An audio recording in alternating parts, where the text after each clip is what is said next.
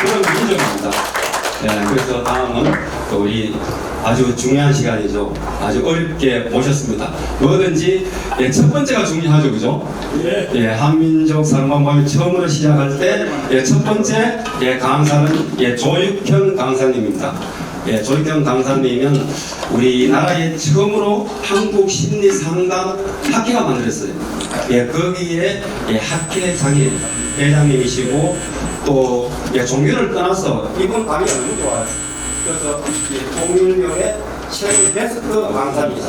그래서 오늘은 이 통일교에 대해서 한번 강의를 듣도록 하겠습니다. 앞으로 우리가 21세기를 어떻게 맞이하고 이 통일을 어떻게 이루어야 될까 거기에 대해서 좋은 강의를 해주실 겁니다. 자, 준비하는 동안 기지개를 좀 될까요?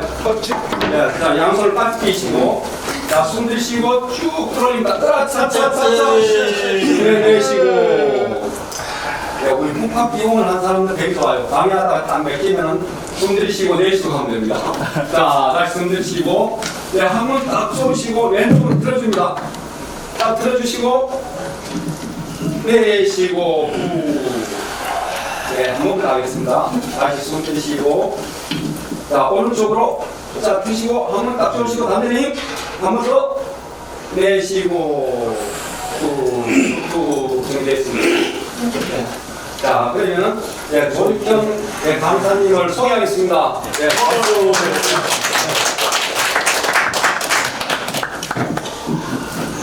이렇게 유하신 여러분 계시는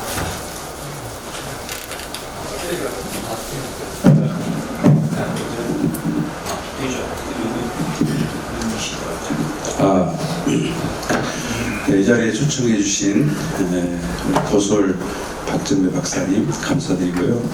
좋은 주제로 여러분을 만나게 돼서 좀 행복한 마음으로 찾아오게 됐습니다. 오늘 함께 생각해 볼 수 있는 주제는 21세기 비전과 신통일 한국입니다. 우리가 21세기를 맞이하면서 지구촌 시대다 이런 말을 같이 하고 있습니다. 소위 지구가 1초권 시대에 들어왔다는 뜻입니다. 2004년 아이폰이 출시되면서 우리들의 생활은 혁명적 변화를 가져왔습니다. 그리고 20년이 지난 오늘 참 스스로가 생각해도 이 변화에 어떻게 적응했을까 하는 생각을 합니다. 그러나 코로나19를 지나면서 제4차 산업이 시작됐다 하지 않습니까? 4차 산업에서 여러 가지 변화가 있지만 그 변화의 핵은 AI 시대입니다. 그 AI는 오늘 이런 모임이 있을 때 인사말을 어떻게 할까 이렇게 키워드를 집어넣으면 이렇게 해라 원고가 딱 나옵니다.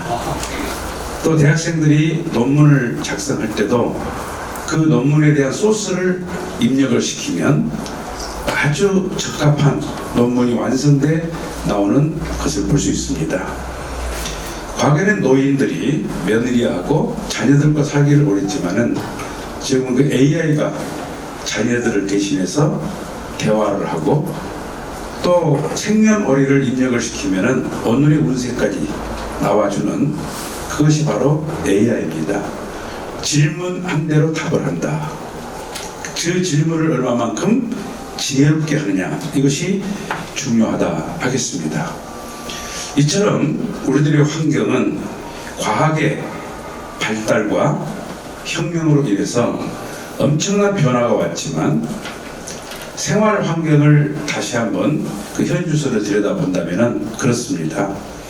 2024년 4월 대한민국의 초등학생에는 입학생이 한 명도 없는 학교가 158개 학교입니다.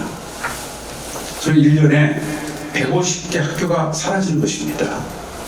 그리고 읍면동이 사라진 것이 139개입니다.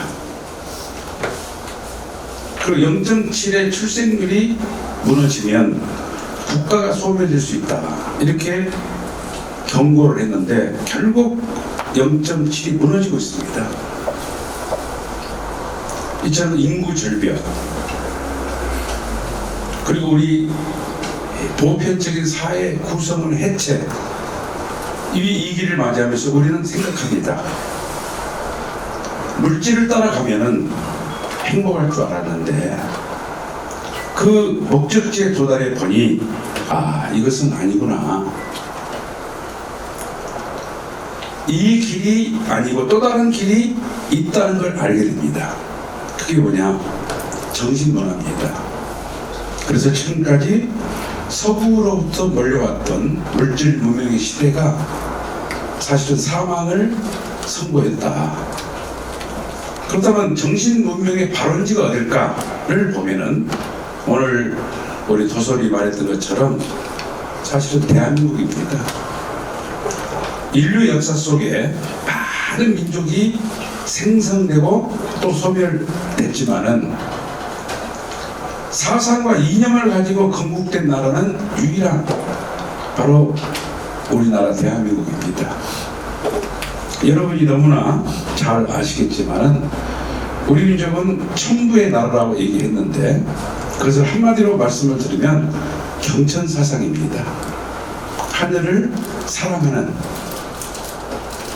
하늘만 사랑한 것이 아니고 하늘을 사랑한 것처럼 주변 사람을 아끼고 사랑해라.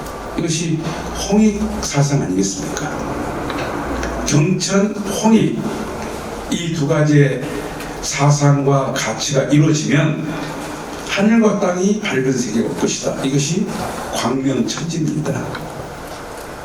그렇다면 여러분, 이 시대를 풍미하는 종교가 기독교라고 생각합니다.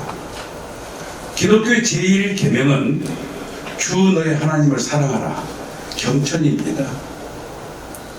두 번째 계명은 내 이웃을 내 몸과 같이 사랑해라. 홍익사상 아닙니까? 그리고 천년 왕국이 올 것이다. 광명천지입니다. 이처럼 우리 민족은 기독교, 유교, 이슬람교가 가지고 있는 그 뼈, 골격을 가지고 있는 민족이 우리 한민족의 사상입니다. 그럼 그런 사상을 공부하는데 그 사상과 이념이 뭐냐? 정신세계를 이루어주는 백그라운드입니다. 이러한 사상에서 형성된 정신을 도의정신이라고 합니다. 도를 사랑하고 진리 탐구하는 걸 즐겨하는 민족. 그리고 그러한 세계를 이루기 위해서 평화를 사랑하는 정신. 언제나 새로운 것을 갈구하며 새로운 세계를 안착시키는 창조 정신입니다. 그 정신 세계에서 형성된 것이 의식입니다. 우리 민족은 주체의식이 강하지요.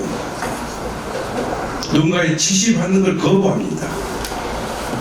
세계에서 유일하게 알아서 하는 것을 즐긴 민족이 우리 민족 아니겠습니까? 그래서 우리 민족은 단견으로 보면 하나가 되지 못한다. 당연히 하나가 되지 못합니다. 왜? 주체의식이 강하니까. 그러나 세계로 나가면 그들을 지도하기에 적합한 의식을 가진 민족이 한민족입니다. 그러나 높은 이상이 침해받았을 때 끝까지 저항하는 민족, 그리고 마고 어머니로부터 내려왔던 그 높은 이상이 이루어질 때까지 기다릴 줄 아는 대망을 가진 민족입니다. 그래서 땅에서 하늘을 기다렸습니다. 요압 부인이 헤몬스를 기다렸고 성춘향이 이몽룡을 기다렸습니다. 그리고 님을 기다리다가 망부석이 됐다 하지 않습니까? 이처럼 사상과 정신과 의식이 세계를 지배할 수 있고, 아니 세계를 리드할 수 있지만 전제 조건이 무엇일까요? 분단되어 있다는 사실입니다. 단일 민족인데 분단되어 싸우고 있는 것은 세계인의 눈으로 볼 때 참 아이러니하죠. 어떻게 저들은 단일 민족이 저렇게 주적을 형성하며 전쟁을 하려고 할까? 우리가 세계 속의 한국, 아니 한국 속의 세계가 되기 위한 전제 조건이 뭐냐? 그게 바로 남북통일입니다.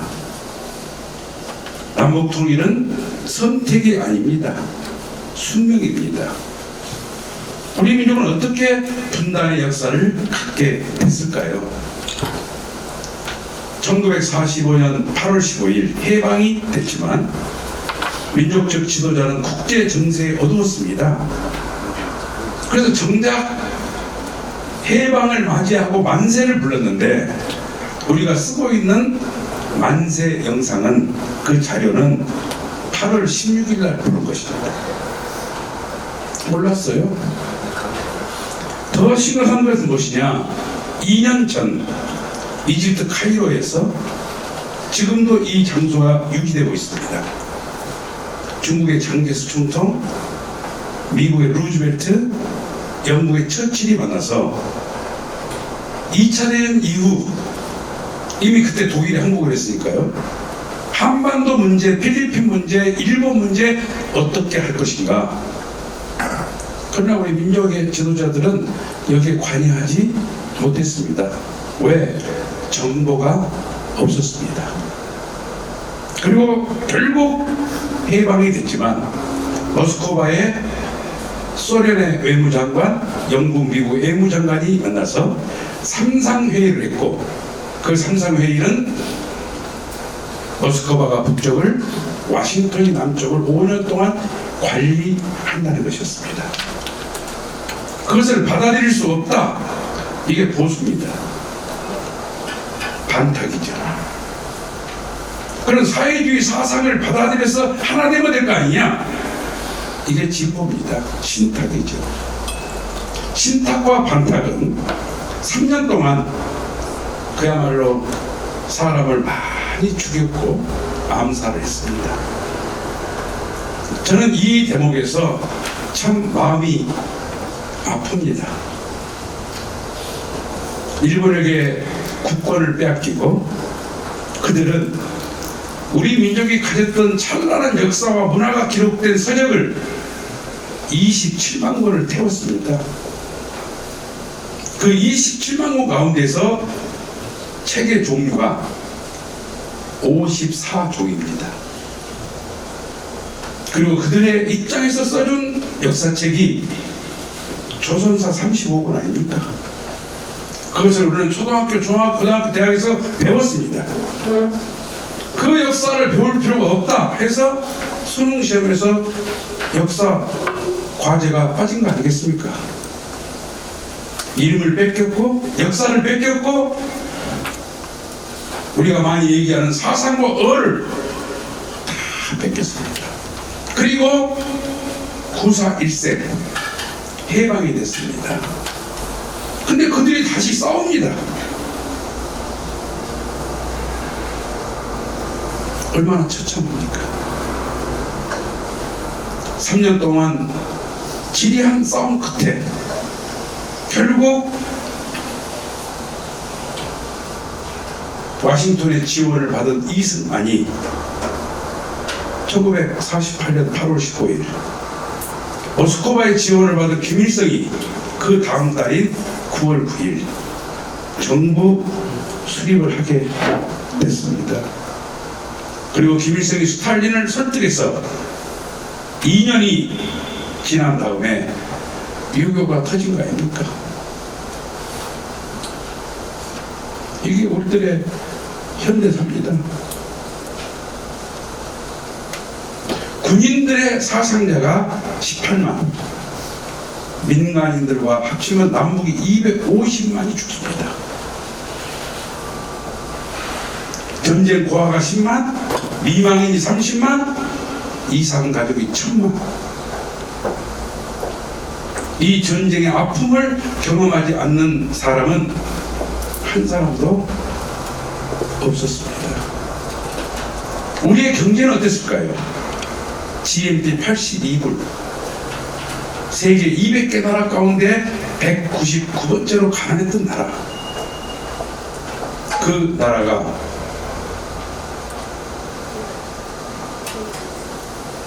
하늘의 도움을 저는 받았다고 생각합니다. 70년이 지난 오늘 우리는 세계에서 6번째로 강한 군사력, 6번째로 강한 경쟁력, 그리고 여권 파워 1위. 여권 파워는 무엇일까요? 세계 사람들이 선호한 민족입니다. 193개 나라에서 한국 사람이라면 비자 없이 우리나라로 오세요. 소위 국격입니다. 일본, 싱가포르, 한국이 공동 1위입니다. 미국, 영국, 프랑스는 어림도 없습니다. 그렇다면 여러분, 그러한 쾌거를 가진 우리 민족이 오늘날에 있어서 북쪽에서는 고도로 세계에서 그 성능을 인정한 미사일이 일주일에 한 번씩 공중을 날아갑니다. 그리고 윤석열 정부는 선제 타격을 하겠다고 K방산을 고도화시키고 있습니다. 그러다 보니까 대한민국 현재 1년 예산이 656조입니다. 이건 59조가 국방 예산입니다. 예산의 9.2%. 만약에 이 국방 예산이 노인 복지 그리고 미래 인재 육성을 위해서 투입될 수 있다면 아마 한국의 경쟁력을 따라올 나라는 없을 것입니다. 더 나아가서 과거에는 한국 청년과 경쟁을 했다면 오늘날에 있어서는 한국 청년들이 미국, 영국, 프랑스 청년들하고 경쟁을 합니다. 거기에서 지면 그 청년의 미래가 없는 것이 아니고 대한민국의 미래가 없는 거 아니겠습니까? 세계에 가장 영향력이 있다는 지도자를 우리는 주커버그라고 합니다. 페이스북 창업자죠. 하버드 대학에서 그와 함께 공부했던 사람이 이준석 국회의원입니다. 이준석 의원은 페이스북 38번째 회원이라고 말을 합니다. 그런 글로벌 리더가 될 수 있는 기회가 있었음에도 불구하고 국방 의무를 하기 위해서 한국으로 돌아왔던 것입니다. 이게 우리들의 현 주소 아니겠습니까? 그렇다면 여러분, 무엇을 어떻게 준비할 수가 있을까요? 대한민국의 현재 GDP는 1조 8천억 달러입니다. 이게 세계 13번째 경제 규모라고 말을 합니다. 참 큰 나라죠. 그런데 우리가 쉽게 보고 있는 일본은 5조 8천억 달러입니다. 우리 경제 규모의 3배입니다. 중국은 18조 달러, 10배입니다. 미국은 27조 달러, 17배입니다. 그들의 동의 없이 통일할 수 없습니다. 그들은 하나같이 통일을 반대합니다. 왜? 국익을 위해서. 무엇으로 그들을 설득할 수 있을까요? 군사력? 경제력? 기술력? 아니면 인구, 영토? 어느 것 하나 그들을 설득할 수 있는 재료가 되지 못합니다. 그래서 우리 민족의 지도자에게 가장 요청되는 덕목이 뭐냐? 그게 외교력과 설득력입니다. 무엇을 가지고 그들을 설득할 수 있을까요? 그렇습니다. 가장 우리 민족에게 중요한 무기는 이념 아니겠습니까? 첨부사상. 막스와 엥겔스에 의해서 완성된 유물사관과 자본론은 그 사상을 중심 삼고 활동한 지 60년 만에 세계 2분의 1을 공산화시켰습니다. 사상과 이념이 이렇게 무서운 것 아니겠습니까? 그 사상을 뛰어넘은 사상이 무장된다면 우리 민족은 남북통일 아니 세계를 하나로 만들 수 있는 역량 강화가 가능하다 하는 얘기입니다.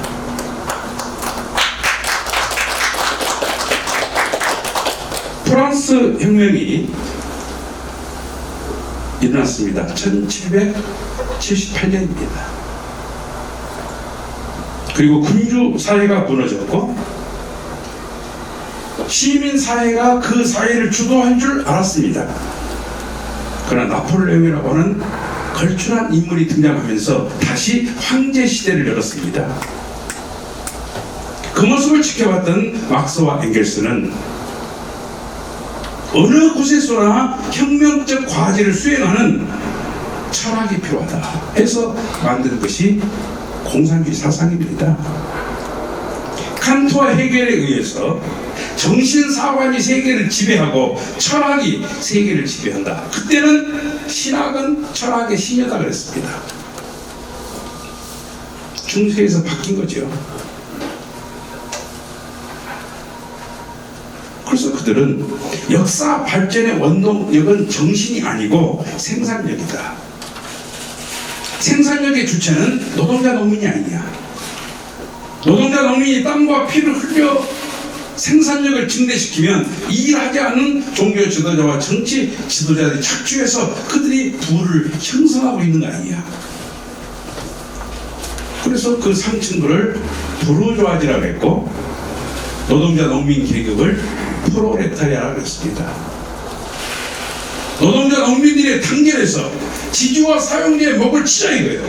무엇으로? 낫고 망치로. 그래서 지주의 목이 떨어지고 그 피가 온 대지를 적시면 유토피아의 세계가 온다. 이게 공산주의 이론입니다. 그래서 공산주의 깃발이 빨간 것이고 그 깃발 속에 낫과 망치가 있는 것이고 그리고 오른쪽에 별이 떠 있습니다. 그 별이 유토피아를 의미합니다. 그리고 1917년 레닌은 볼셰비키라고 하는 NGO 단체가 정치 단체로 바뀌면서 혁명을 완성합니다. 그리고 5년 동안 그 이념을 가지고 15개 나라를 하나의 연방으로 구성한 것이 소비에트입니다. 그리고 중국, 일본, 남미를 중심 삼고 그 사상은 들불처럼 번지게 되었습니다. 어느 날 그 사상은 어떻게 결실하고 있을까요? 공산주의 사상은 모든 것을 갈라치기를 합니다. 잘 사는 사람과 못 사는 사람, 경상도와 전라도, 강남과 강북, 그리고 기성세대와 청년세대. 결국 남미를 중심 삼고 형성된 이 사상은 젠더 갈등으로 성의 대결입니다. 남성을 혐오의 대상으로. 그래서 오늘날 대학생들 연애 안 합니다. 연애하다 여학생이 마음을 바꾸면 성추행으로 걸려요. 그래서 남자는 남자, 여자는 여자끼리 어울리는 문화가 오늘날 대학 문화를 형성하고 있습니다. 연애 안 하니까 결혼 안 합니다. 결혼 안 하니까 출생 안 합니다. 인류 멸망 사상 아닙니까? 전 말씀을 드립니다. 모든 존재는 반대 개념이 아닙니다. 소위 상대 개념입니다. 부모라는 말은 자녀가 있다는 말이잖아요. 남편이라는 말은 아내가 있다는 말이고, 형이라는 말은 동생이 있다는 말이고, 나라는 말은 네가 있다는 말이잖아요.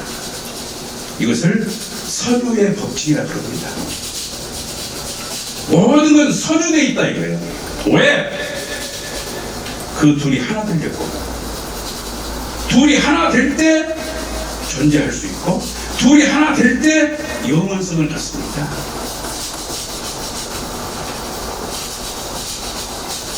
그래서 천부경에서도 1, 2, 3을 가지고 창조된 것을 이야기하고 있는 겁니다.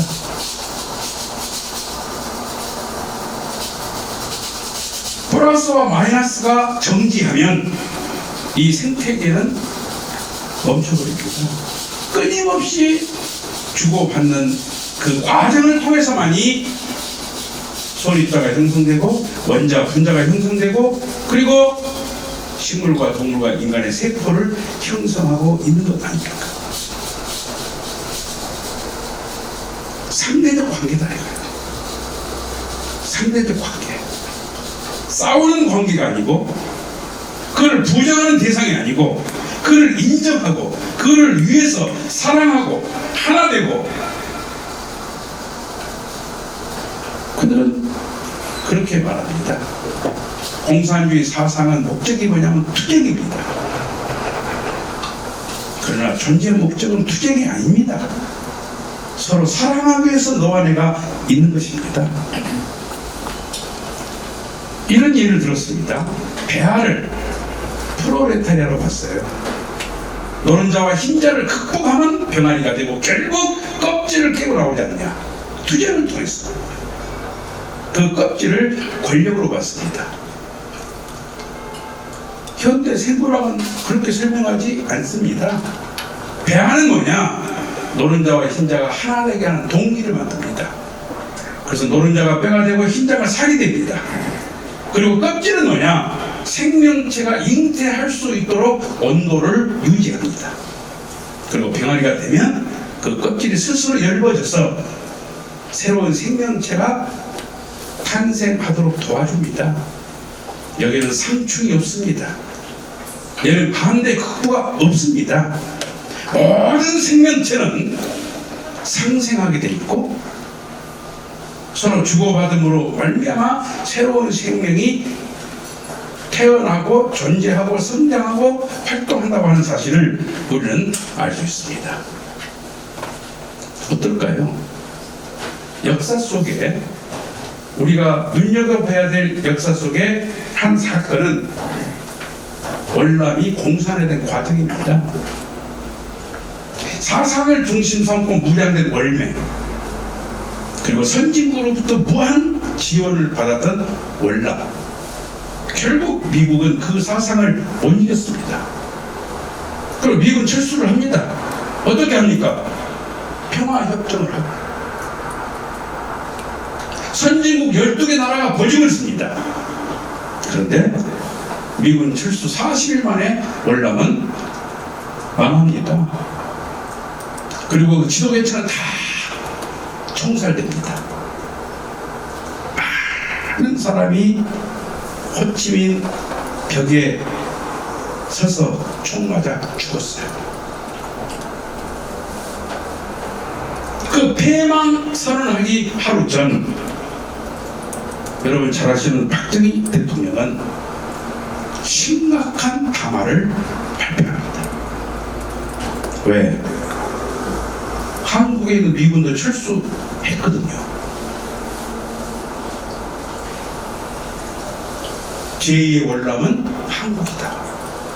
제3의 월남은 일본이다. 담화를 발표합니다.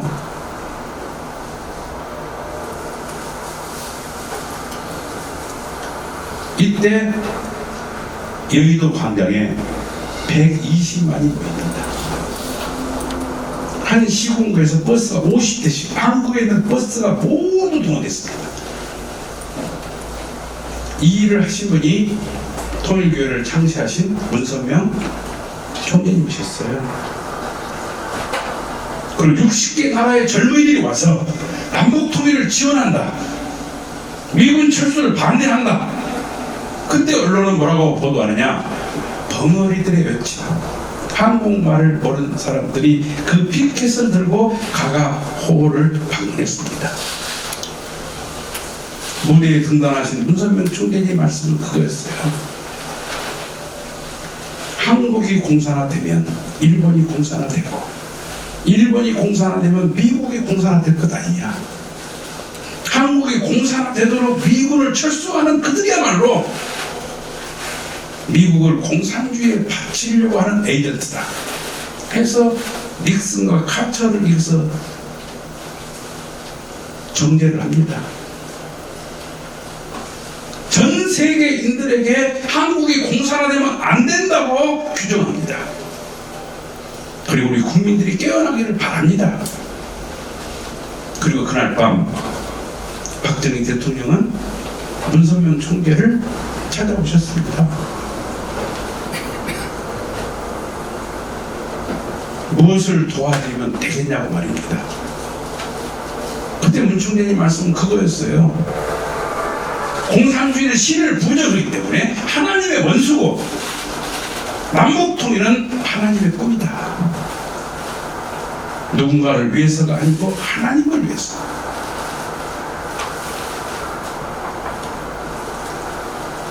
여러분, 우리 한반도는 어떨까요? 문재인이 트럼프의 바람에 의해 가지고 김정은을 만납니다. 휴전협정 깨고 평화협정 하겠다고 했습니다. 통일이 금방 올 듯 대통령의 지지율은 70%를 넘어갔습니다. 아니, 김정은의 지지율이 한국에서 40% 넘어갔어요.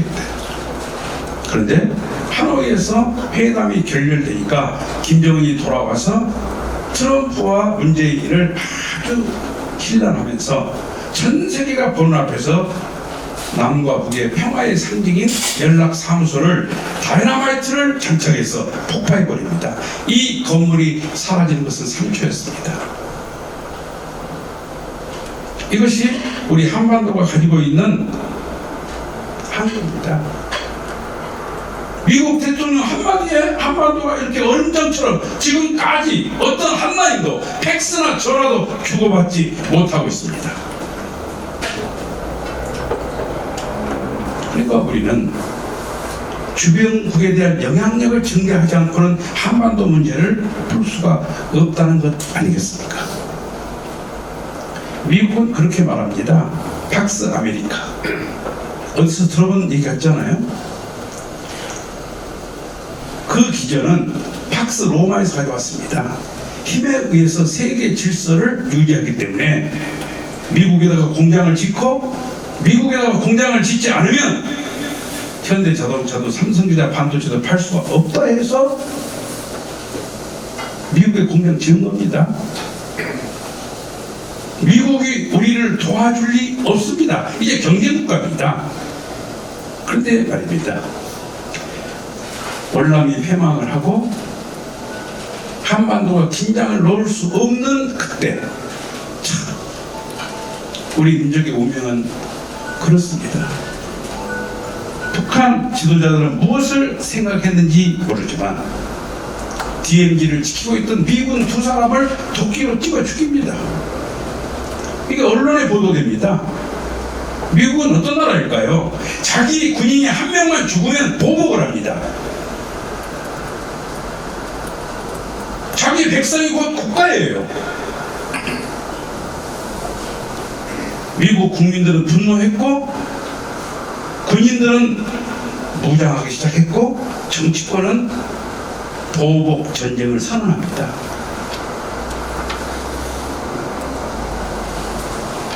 그렇게 등당했던 김일성이 이때 쫄았다는 거 아닙니까? 진짜 끝났구나. 그런데요, 우리 민족이 그런 위기를 처할 때마다 문선명 총재님은 어떻게 알았는지 바로 나섭니다. 워싱턴에 30만이 운집을 합니다.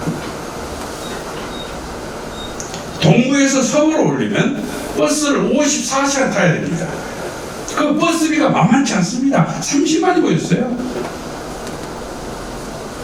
그리고 그렇게 외칩니다. 미국 국민들이요, 이 위대한 나라가 창건될 때 그 이념이 뭐냐? 청교도 이념입니다.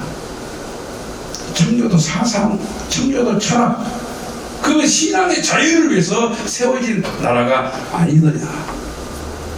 그 사상은 원수를 용서하고 사랑하고 하나 되는 것이다. 지금이야말로 원수를 용서하고 사랑하고 하나 될 때, 그걸 보여줄 때 진정한 미국의 리더십이 세계인들의 존경을 받을 것이다. 눈물로 호소를 합니다. 북한 용서하라는 거죠. 50개 주를 순회하면서 사실은 전쟁을 막은 분입니다. 그때 당시에 등장한 인물이 코리안 게이트 박동선 사건입니다. 박동선은 어떤 인물이었습니까? 한국에서 고등학교를 졸업하고 미국 워싱턴 대학에 들어가서 총학생회장이 됐습니다. 이방인이 총학생회장 된 최초의 사건입니다. 그런 정치를 할 줄 알았더니 졸업을 하고 워싱턴에 사교 VIP들을 모시고 하는 사교장을 만들었어요. 미국 국회의원들이 다 이곳에 와서 미팅을 하고 연예인들이 춤을 추고 함께 파티를 합니다. 그가 로비를 하기 시작했다는 거죠. 한국 정부의 돈을 받아서 미국 국회의원들을 유혹해서 미군 철수하지 못하도록, 국회가 미군 철수를 통과하지 못하도록 했다는 거 아닙니까? 만약에 한국 정부의 돈을 받아서 그렇게 로비를 했다면 한국은 어떻게 되죠? 불법 국가가 돼요. 불법 국가가 되면 지금의 북한이 되는 겁니다. 그래서 박정희 대통령은 생명 걸고 이 사람을 영국으로 빼돌렸어요. 미국 법정에 세울 수 없다. 절대 안 내놨어요. 그러니까 미국 국회는 다시 재물을 삼기 위해서 통일교를 선택했고, 통일교 박보희 총리는 3년 동안 프레이저 의원하고 전쟁을 합니다. 여기서 나오는 것이 나는 자랑스러운 한국인 아닙니까? 박보희 총리가 그렇게 말을 합니다. 내가 만약에 내 조국을 위해서 무엇인가를 했다면 미국을 망하게 하려고 미국을 원수처럼 생각해서, 그게 아니고 내가 사랑하는 조국을 위해서.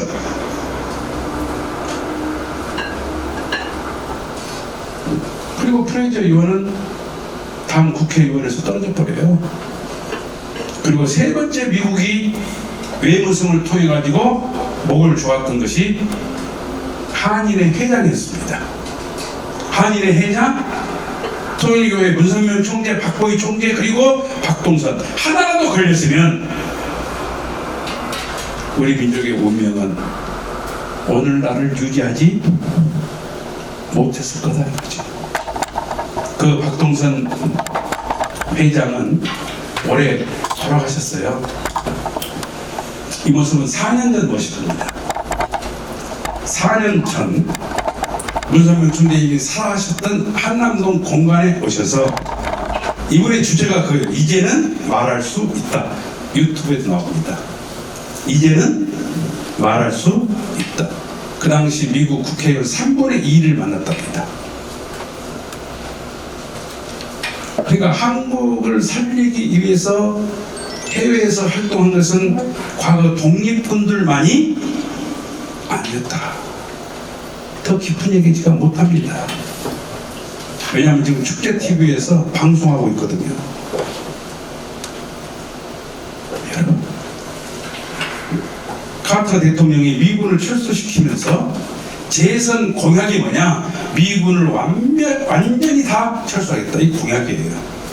그러니까 박정희 대통령 긴장되죠. 어떻게 해서 그 마음을 돌리기 위해서 청와대에 만찬이 준비됐고 여러 가지 전략을 가지고 있었습니다. 근데 카터 대통령은 통보도 없이 의정부 미군 기지로 가버렸어요. 기억나시죠? 그리고 그 다음 아침에 등장을 했습니다. 그리고 첫마디가 미군 철수하겠다. 이때 박 대통령, 만약에 미국이 미군을 철수하면 우리는 6개월 내에 핵을 만들었다. 한국 언론은 보도가 없었지만 뉴욕타임스를 보게 되면은 한미 동맹 심각한 갈등, 카터와 박 대통령의 언쟁,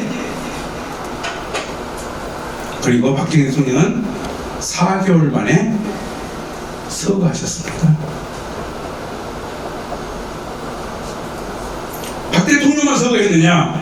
핵 물리학자 2사람이 같이 죽습니다. 암살당합니다. 한 사람은 한국에서, 한 사람은 워싱턴에서. 여러분, 그 카터의 재선을 막지 않으면 한반도의 불행이 시작된다 이거 아닙니까? 그래서 우리는 레이건을 밀었습니다. 레이건이 대통령 되기 위해서 첫 번째로 유세에 나온 모습입니다. 어떻습니까? 대통령 후보 같습니까? 연예인 같습니까? 정치에 대한 감각이 없었어요. 그리고 그 아래에 있는 사람들이 누구냐면 한인들입니다. 한인들이 다 모여서 레이건을 지지했어요. 그리고 선거가 막바지에 이르렀을 때는 이제 대통령 모습이 되고 있습니다. 그런데 이때 우리 통일부에서 운영하는 신문사가 레이건 랜드슬라이드, 소위 압도적 승리한다, 그것을 선거 전날 이렇게 기재했어요. 만약에 레이건이 못 이기면 이 신문사는 폐간됩니다. 그리고 통일부는 미국에서 쫓겨나요. 그런데 하늘이 도우셨는지 레이건은 91%로 대통령이 됩니다. 그리고 그가 영상 메시지를 보냅니다.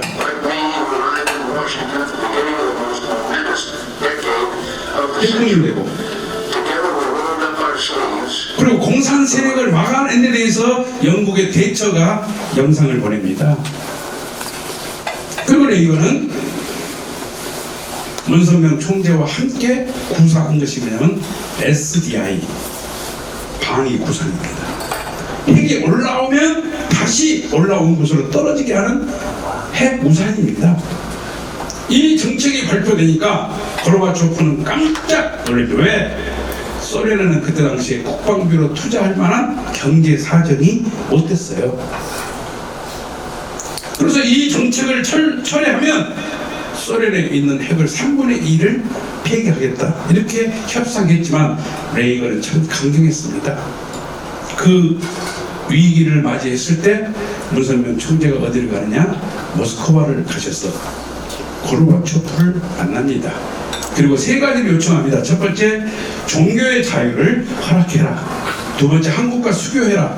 세 번째, 모스크바 대학생들에게 자본주의를 가르쳐주겠다. 해서 두 달 후에 노태우를 만났고 두 달 후에 양 외무부 장관이 수교를 합니다. 한소 수교가 이때 이루어집니다. 그리고 고르바초프는 3,500명의 모스크바 대학생들을 뉴욕으로 보내셨고 통일 사상과 자본주의 이론에서 공부하게 만듭니다. 한국 언론이 보도합니다. 모스크바 대학생 3,500명 25차에 걸쳐 통일을 수련. 이처럼 개혁개방 정책이 추진될 때 공산주의의 중심 멤버들은 이걸 반대했습니다. 특히 KGB의 순회들은 반대했어요. 그래서 고르바초프를 감옥에 가뒀고 사형되기 3시간이 임박합니다. 이때 미국에서 공부한 대학생들이 크레물린 광장으로 몰려듭니다. 탱크 앞에 눕습니다. 그 광경을 지켜봤던 모스크바 시민이 100만이 반대합니다. 결국 탱크는 그 총구를 반대로 향했고 고르바초프는 자유의 몸이 되었습니다. 그렇게 언론은 보도를 합니다. 미국에서 공부한 대학생들에 의해서 쿠데타가 저지됐다 하는 것 아니겠습니까?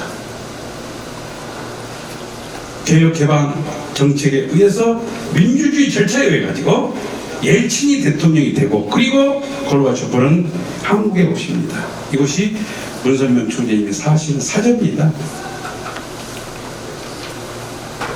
만찬을 하고 그리고 고르바초프의 등을 두드리면서 당신은 평화의 영웅이고 세계 평화의 대통령이다.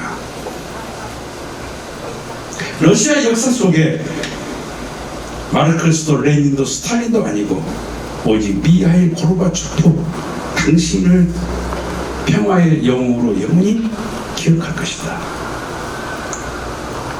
여러분, 한국이 자유 번영을 하기까지 우리가 알지 못하는 그곳에서 이런 비하인드 스토리가 있다는 것 저는 소개하고 싶었습니다. 미국을 반대하고 나서는 양대 축이 어디냐? 중국 아니겠습니까? 반도체를 중심 삼고 치열한 경쟁을 하고 있습니다. 대만에 있는 반도체 기술을 누가 가져갈 것인가? 이거 아니겠습니까? 중국에도 역시 영향력을 가지고 있습니다. 일본, 이 모든 것들을 어떻게 하면 풀어낼 수 있을까? 그것이 세계 국회의원들을 동원한 것이었습니다. 그 국회의원들이 한국 통일을 지지하고 세계 평화를 향한 입법 활동을 하도록 우리가 연대하자 해서 한국의 450명의 국회의원들이 등장을 합니다. SBS입니다. 세계국 450여 명의 국회의원이 참석한 가운데 국회의원 회관에서 열렸습니다. 오늘 총회에서는 북핵 문제 해결을 통한 이들이 법을 만들려면 운영하는 자들은 수반입니다. 그 수반들이 모여서 세계 평화를 의논하는 역사를 서밋이라고 합니다. 그 서밋에 지금 미국의 대통령 된 트럼프가 등장해서 한반도 평화 서밋을 지지한다. 두 번 나오셔가지고 연설을 하셨습니다. 미국 대통령을 비롯한 훈센 캄보디아 총리는 전 세계 저전직 정상들이 한반도 평화 통일을 위해 한자리에 모였습니다. 지난 12일 천주평화연합의 주최로 194개 나라 100만여 명이 온라인으로 MBN 전 미국 좋습니다. 대통령이 재임 시절 자신의 최고 업적은 남북 간의 밝은 미래를 위해 기여한 일이라고 그렇다면 이것을 어떻게 수용해낼 수 있을까? 그 로드맵이 있어야 됩니다. 남과 북이 공동 수교한 나라가 157개국입니다. 그리고 미국과 일본과 한국 정부가 하나 되면 160개 나라입니다. 이들이 지지해야 됩니다. 그런데 한국의 통일을 지지한다. 이게 85개 나라의 수반들이 지지 선언을 해 주셨어요. 심지어는 북한의 김정은까지 평화 통일을 지지한다고 하완을 보냈습니다. 여러분 잘 아시는 리틀 넬슨은 1962년 우리나라의 GNP가 100% 안 될 때 창설됐습니다. 그리고 70년도부터 세계를 순회했고 영국 요항의 칭찬을 받은 그들의 모습을 박정희 유경수 여사가 보고 깜짝 놀라서 청와대로 추천을 합니다. 청와대에서 앵콜 공연합니다. 그리고 서울에 있는 컨츄리 클럽이 어린이 대공이 될 때 유경수 여사가 그들에게 토지를 하사함으로 말미암아 서울한 중고등학교 이 리트리니스가 학교를 갖게 됩니다. 그들이 지금 6.25 참전국을 매 10년마다 순회 공연을 합니다. 노르웨이입니다. 93세 된 노장이 그렇게 말을 합니다. 내가 6.25 때 참전했을 때 이렇게 처참한 나라가 또 있을까? 그 나라가 어디에 있는지도 몰랐답니다. 전우가 죽고 시체를 넘고 내 팔다리가 잘려나가는 그 광경을 지금도 왜 내가 그곳에 갔을까? 그랬는데 리틀 넬슨가 와서 당신이 구한 나라가 이렇게 문화국가고 선진국이 됐고 감사 마음을 전하게해서 왔습니다 했을 때 그 노병은 내 인생 90년에 한국전에 참전한 것이 가장 큰 의미가 있다. 그렇게 소회를 받겠다는 거 아닙니까? 존경하는 지도자 여러분, 오늘날 우리는 이런 당면한 과제가 있음에도 불구하고 남북 통일을 지지하느냐? 45% 그리고 55%는 그냥 이대로 사는 게 낫다. 근데 제가 이 강의를 전국을 다니면서 하고 있습니다. 국회에서도 했습니다. 이 강의를 들으면 대학생들이 95%가 통일을 지지합니다. 그렇습니다. 남과 북이 통일되면 북쪽에는 히토리를 중심 삼고 지하 자원이 7,000조가 묻혀 있습니다. 그것을 남쪽에 있는 기술과 자본이 개발하면 한국이 G7이 되고 개인 GDP를 8만 5천 불이 된다고 통일 이후를 전망합니다. 서울 면적의 3배인 평양 200만이 살고 있습니다. 모스크바식으로 도시는 기획되어 있습니다. 도로는 넓습니다. 아름다운 도시입니다. 다만 돈이 없을 뿐이죠. 그리고 북한이 자랑하는 묘양산 금강산보다 더 아름답다고들 얘기합니다. 그 속에 있는 김일성, 김정일 기념관은 아마 세계인들에게 엄청난 부가가치를 만들 관광 자원입니다. 산속에 호텔이 있어요. 터널 속에. 여러분, 이것은 수도 서울의 야경입니다. 가장 소비력이 강하다 그럽니다. 화려한 도시죠. 저처럼 배가 약간 나오고 키가 적은 남자를 요즘에 여자들이 싫어해요. 왜? 배 나온 사람은 두 가지랍니다. 게으르든지 가난하든지. 부자든 배가 안 나옵니다. 왜? 배 안 나온 음식을 먹거든요. 근데 북쪽에 가면 저처럼 배가 나온 사람이 엄청 인기가 좋습니다. 왜 그럴까요? 초등학생들이 논과 밭에서 이삭을 줍고 있습니다. 우리 동포 아닙니까? 천선민족 아닙니까? 나눠야 되지 않겠습니까? 그렇다면 어떻게 통일할 것인가? 무력 통일? 선제 타격? 여러분, 서울에 미사일 한 방만 떨어지면 한국 경제는 60년대 돌아가 버려요. 삼성전자의 미사일 한 방 떨어지면 그 첨단 기술이 고철이 되어버립니다. 다시는 일어설 수 없습니다. 전쟁은요, 승자 없어요. 남과 북이 모두 패망한 것입니다. 두 번째, 흡수 통일. 오늘 국민의힘에서 얘기 많이 하죠. 흡수 통일되면 어떻게 될까? 북한이 무너지면 함경도 쪽은 러시아가, 평양도 쪽은 중국이, 그리고 평양은 DMZ를 지키고 있던 미국이 먹어버린다는 거예요. 우리한테 안 준다는 거예요. 그리고 북한의 실업자 1000만이 남쪽으로 내려오면 우리 경제는 파탄나버려요. 그들이 소주를 입에 불고 밤에 거리를 횡보하면 우리 사회는 불안하기 그지없는, 우리 어머니들이 외출 못합니다. 그렇다면 무엇이 우리에게 필요할까요? 김대중 대통령은 그랬습니다. 고려 연방제로 가야 된다. 두 체제를 인정하고 하나의 국가, 하나의 외교, 하나의 국방으로 먼저 가야 된다. 근데 이것을 김정은도 이렇게 선언했어요. 그리고 남과 북이 분위기가 무르익으면 유엔이 감시하에서 선거를 할 수밖에 없다. 만약에 북한이 이걸 요구하면 우리는 거절할 수가 없습니다. 왜? 민주주의 국가니까. 그래서 북한은 남쪽의 선거구 제도하고 똑같이 해놨어요. 북한 인구가 적지만 국회의원 수는 같이 나옵니다. 이미 그들은 해놨어요. 그리고 김일성 생가를 가보면 선전선덕이 얼마나 능하냐. 이곳을 안내하는 사람을 가이드 강사 선생이라고 합니다. 김일성 주석은 백전백승해서 대한민국을 지켰다 이거예요. 솔방울로 수류탄을 만들었다고 얘기합니다.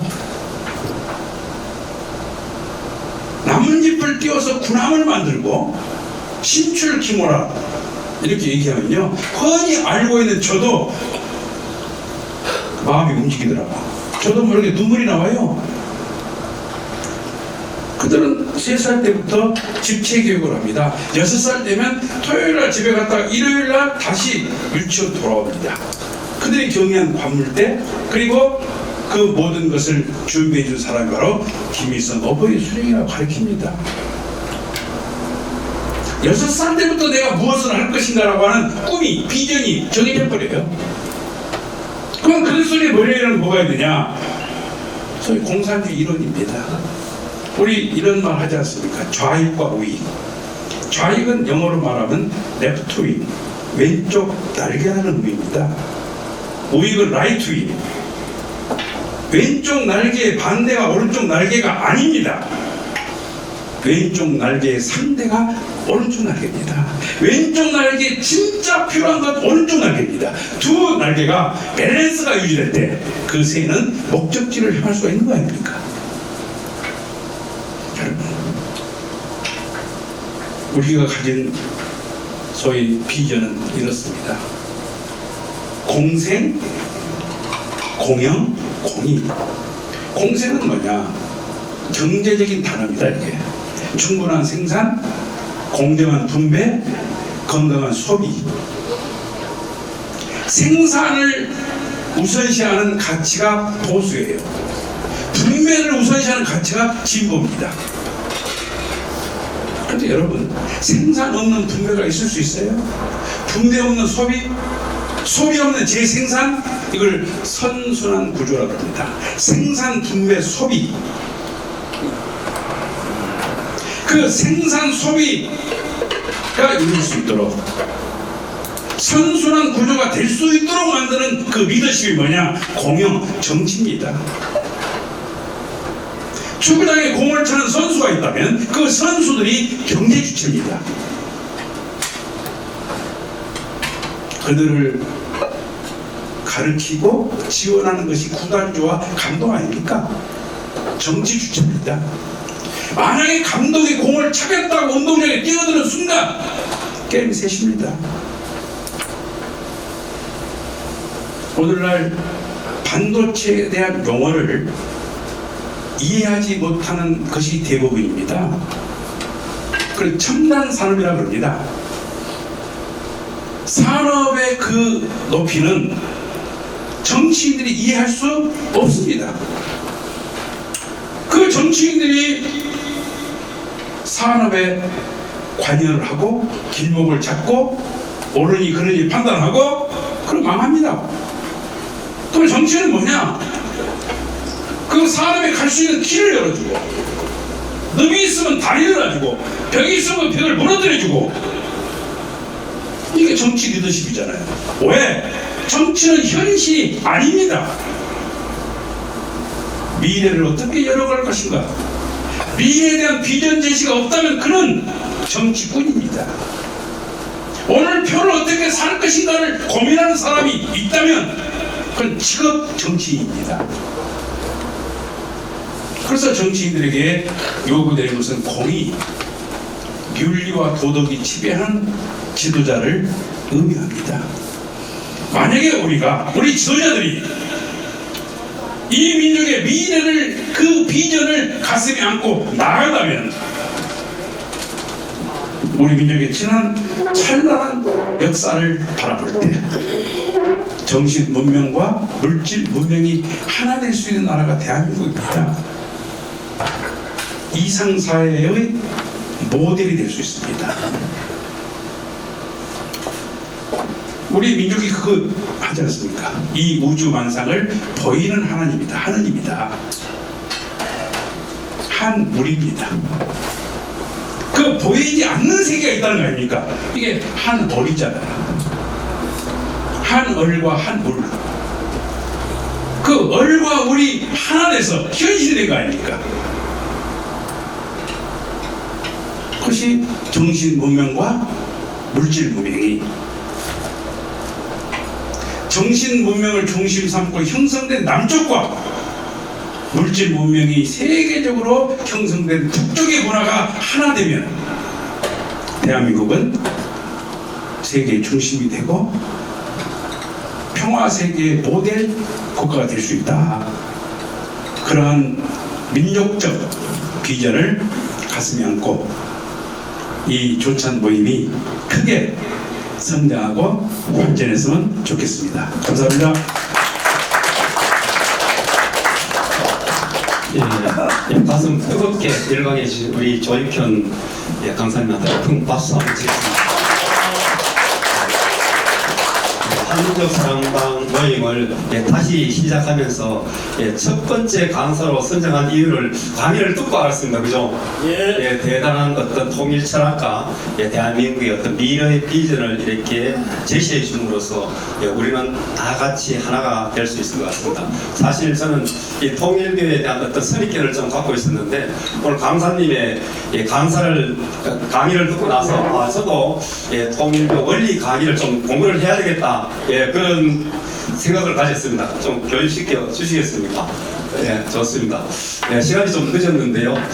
아침 식사를 이래 하면서 돌아가면서 짤막하게 1분씩 감동적인 나눔을 하도록 하겠습니다. 좋습니까? 자, 한 가지만 좀 말씀드릴게요. 물질 문명 시대에는 핵무기를 가진 민족이 세계 강대국입니다.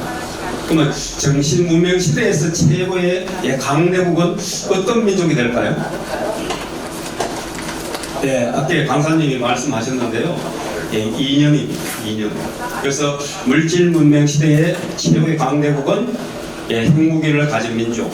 정신 문명 시대의 최고의 강대국은 천부경을 가진 민족이 최고의 강대국이 됩니다. 그래서 천부사상, 이게 통일교에서 얘기하는 자익과 우익을 다 아우를 수 있는 두익사상이고 하늘을 중심 삼는 천부사상입니다. 그러한 사상을 통해서 우리가 많이 서로 공감을 가지고 서로 그 대화도 나누고 많이 알려주는 그런 계기가 될 수 있는 자리가 되었으면 좋겠습니다. 그럼 지금부터 질문 하나 1분씩 하겠습니다. 질문. 돌아가면서 이따가 나눠가면서 질문 직접 강단에 질문할 거예요. 그럴까요? 강단에 질문하겠습니다. 제가 노승규 국가교육포럼 대표인데요. 제가 강화대사입니다. 교육받았던 제가요. 지금 궁금한 게 뭐냐면요. 우리가